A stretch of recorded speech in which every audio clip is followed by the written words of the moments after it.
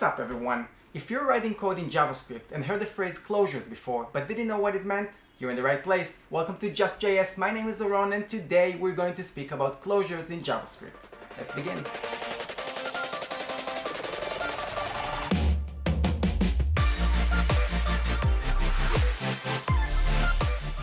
Alright, so before we can understand closures, we need to speak about scoping real quick and lexical scoping in specific. Now, lexical scoping is just a big word for something you probably already know and understand, but let's go over it real quick, just in case you didn't know it was named this way.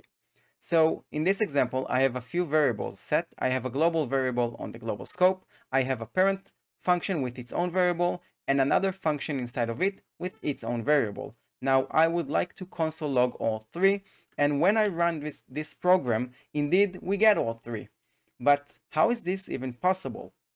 I mean, obviously the global variable is accessible to us through the global scope, and the child variable is accessible through our own scope. But how is it that this child function has access to the parent variable?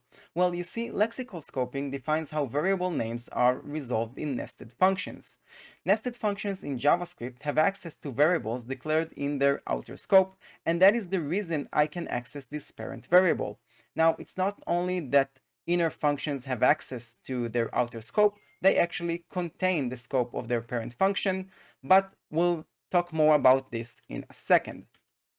So let's consider another example.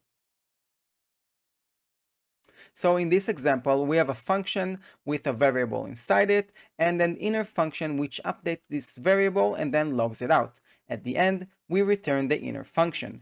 So let's create our own function and we'll name it say hello. And we'll use the say something function and pass hello to it. Now, because we are returning a function, let's invoke it. So say hello, and I'll pass another string to it. And when I run this function, we get hello or on, which seems perfectly fine. But when we think about it, how is this even possible? I mean, this inner function updates a variable that was declared on an outer scope, right inside the say something function. But this function already returned here. So how can we still access this variable? Remember how I said that inner functions contain the scope of their parent functions? Well, they contain the scope of their parent functions even if the parent function has returned. And that's closures. Now you know it. So what actually is happening is that this say variable now lives in its own scope, in its own bubble for this say hello function. And I want to show you something else. What will happen if I'll invoke the function again? Now take a second to think about it, and if you're not sure, pause the video. Are you ready? We get hello or on Werner. Was that what you thought? Let's talk about it for a second. Remember that this function actually updated the say variable, so now the say variable is hello or on. And when we invoke it again, we actually append the last string to whatever we had before, and that's the reason we get hello or on Werner. Now let me show you something else. Let's create another function and we'll call it say goodbye. And we'll say bye-bye. And let's invoke this function with Tom.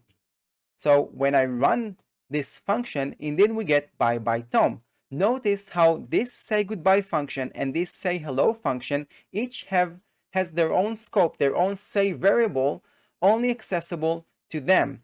And so why is that even good? First of all, as you can see, we've created a function factory. So I can create multiple functions using the same template, each with their own scope.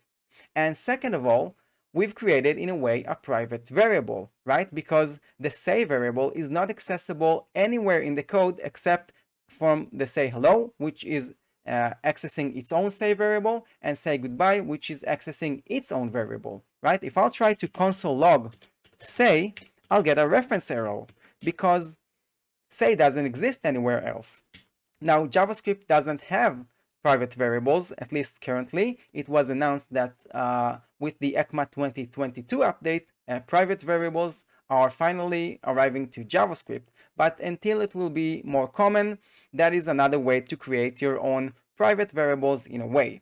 So if you feel like you understand closures now and you found this video helpful, please hit the like button and leave a comment below, and I will see you on the next one.